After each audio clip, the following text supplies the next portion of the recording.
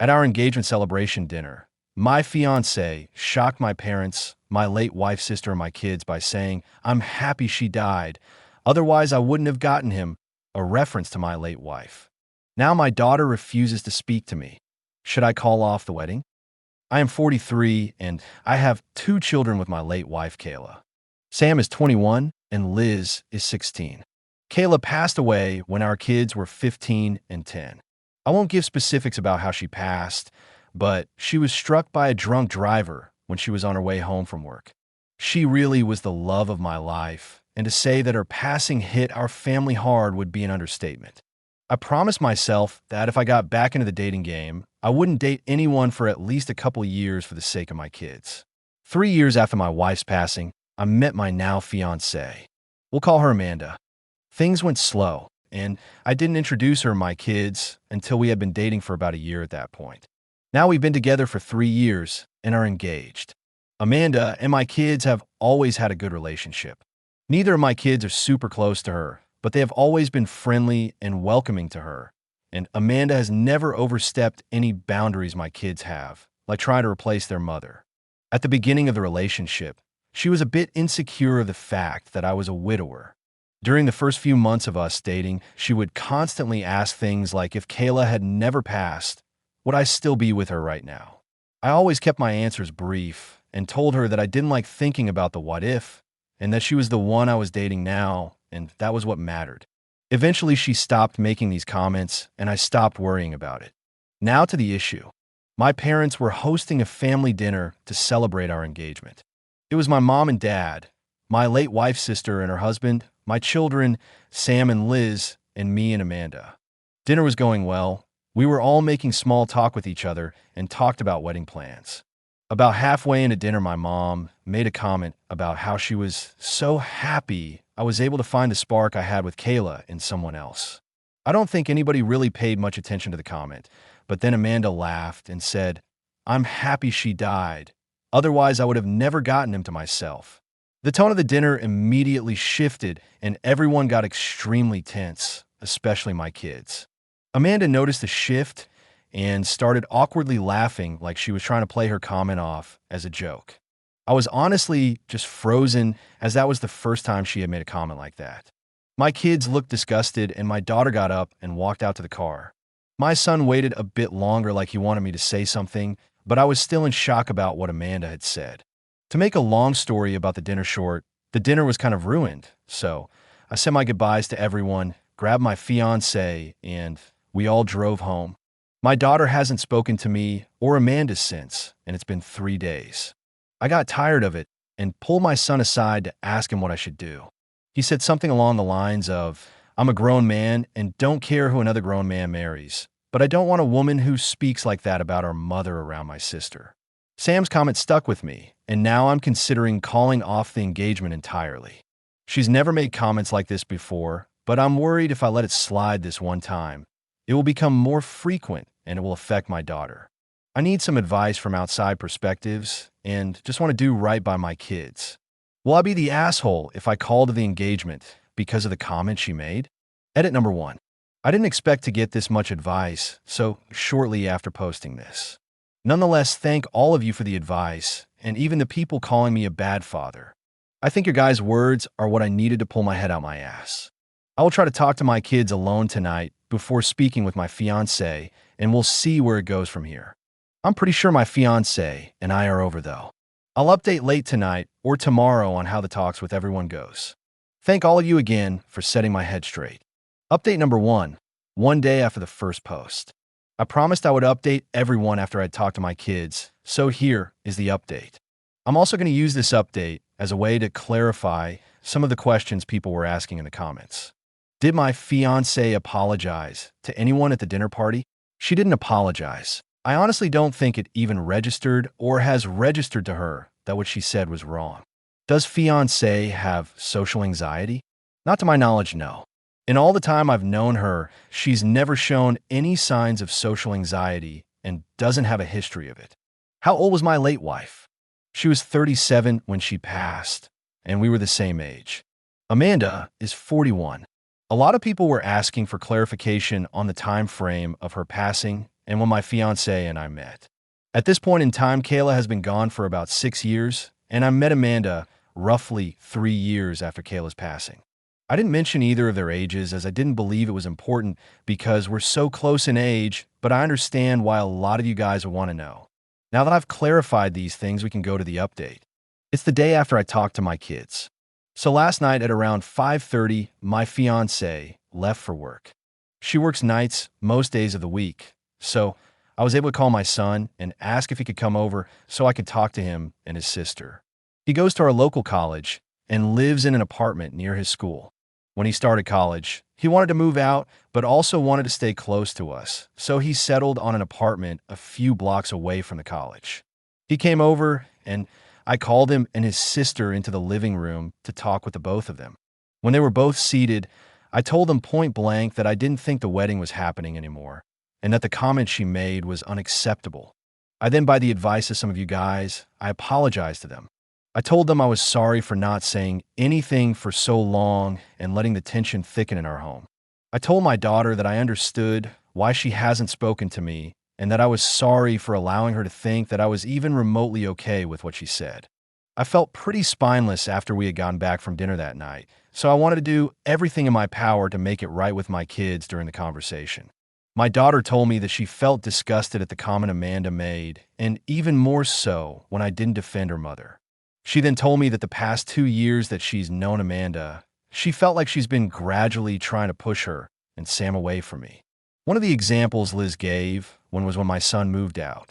He moved out when he was about to start his sophomore year of college, and when he mentioned the idea of moving out, Amanda was the one who took that and ran with it. According to Liz, Amanda was the one encouraging Sam the most to move out.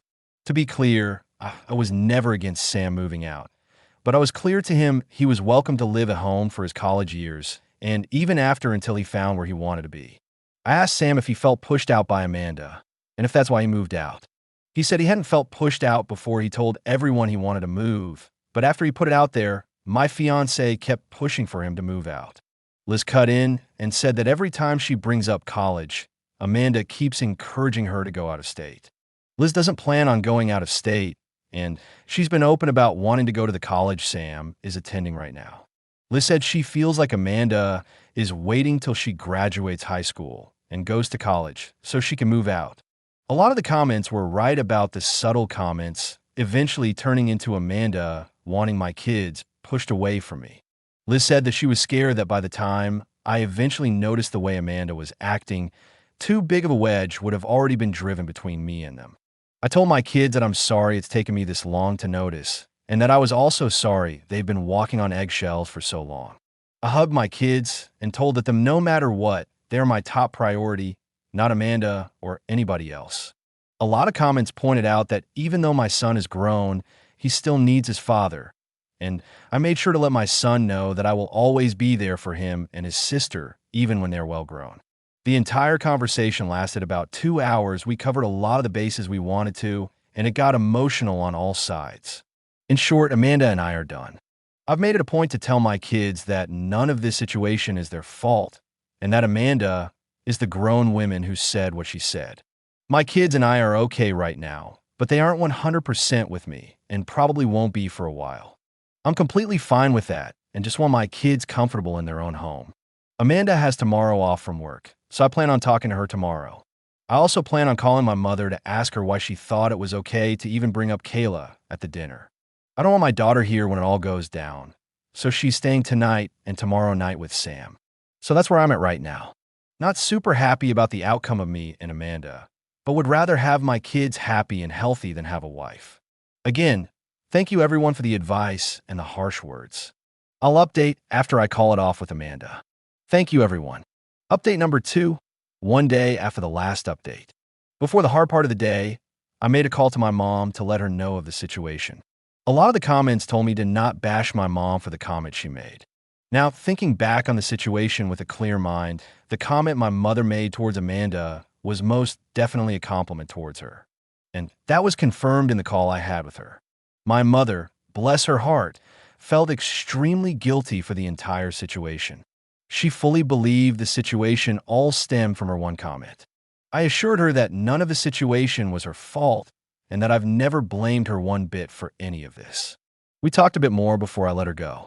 The call ended at about 9:15 a.m., and I was left waiting for Amanda to wake up. She woke up at around 10:30 a.m., and I didn't want to ambush her straight after she woke up. So I waited until about 11:10 a.m. to sit her down and talk. A lot of people in the comments suggested to secretly video the whole thing. I thought that was extremely smart, so I had my phone set to record in my back pocket the entire time. I didn't think she'd try to do anything drastic, but I would rather be safe than sorry. The talk with her went about as well as anyone could imagine, so not at all. I told her I needed to talk with her, that it was serious, and we sat in the living room. When we were seated, I began unloading at her about the comments she made about Kayla at my parents' house, how it made my kids feel, how it made me feel, her lack of an apology and acknowledgement to what she said, and so on. I told her I expect her to give an apology to my parents, my in-laws, and most importantly, my kids. During the entire time of me unloading on her, she didn't seem to show any bit of emotion other than her eyes, which were slightly wider than normal. After I spoke my truth, she straight up asked, "So if I apologize to everyone, we'll go back to normal?" I told her point blank no. I told her that the comment she made at dinner was not the extent of my problems with her. I then told her that I know she heavily pressured Sam to move out when he wasn't even sure if he wanted to at that point in time, and that I also know she is now trying to do the same with Liz. I did my absolute best to leave my kids out of the situation, but told Amanda that the way my kids described her treatment towards them was the main reason I don't see a future with her anymore. Amanda was stone-faced up until I told her we were done. I think that's when the panic set in for her. She kept saying that she'll apologize to everyone, that she'll make it right with my kids, etc., etc. I told her that if she apologizes, I will certainly appreciate it, but we were still done either way. She was full on crying at this point and asked me, why wasn't I willing to try and fix our relationship? And I told her that even though I loved her, and I'll be honest, I still love her very much, I was not willing to take another chance of my kids being hurt against the way they were.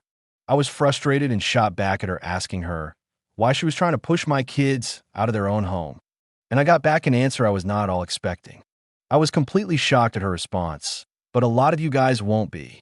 A lot of commenters actually hit the nail right on the head with what Amanda was truly like. Amanda responded with, "Well, I didn't know you expected me to house somebody else's kids for the rest of my life." I immediately saw red, and after about a minute, I told her get out. I told her that my kids can go wherever they damn please, especially in the house that I own and pay for. She tried to retaliate, but in the end, ended up packing a few bags and going to stay with one of her friends. I emailed a copy of the phone recording to myself. The talk only lasted about 25 minutes, not nearly as long as the talk I had with my kids. So if anything ends up coming of the conversation, I have all I need to keep my name clear. I've texted my kids that Amanda is out of the house for good, that they are welcome to come home anytime, and let my son know that if he wants to, he is more than welcome to move back in completely. My daughter is coming back from her brother's place in the afternoon, and I still have phone calls to make to my parents and my in-laws to apologize for this mess of a situation. Amanda is out of my house, but keeps blowing up my phone for us to try to work things out. I will let her come by in the next few days so she can collect the rest of her stuff out of my house, but she is not welcome to live here again. I'll be honest and say that I am a bit devastated. Despite everything Amanda did, I still love her, and I probably won't stop loving her for a minute. But I'll be okay. Right now, I just want to focus on the family that needs me and will use this situation as an excuse to bond more with my kids. Another big thank you to everyone who helped me in the comments. A lot of the advice you guys gave played a part in making things right with my family. I will update if anything else big or important happens, but as of now, I'm taking it one step at a time and making it right with my family. Update number 3, 8 months and 11 days after the last update. I can't believe it's been almost a year since everything went down. I want to give a huge thank you to everyone who's been engaged in my story, and an even bigger thank you to those who share their own stories and advice when I was between a rock and a hard place. Everything that happened honestly feels like a lifetime ago, which has reminded me that I'm getting older as I'm now 44. Liz turned 17 a few months ago, and Sam is about to be 22. Life has honestly been pretty peaceful since I broke things off with Amanda. I will give a quick recap to my last update from almost a year ago when I had the conversation with Amanda.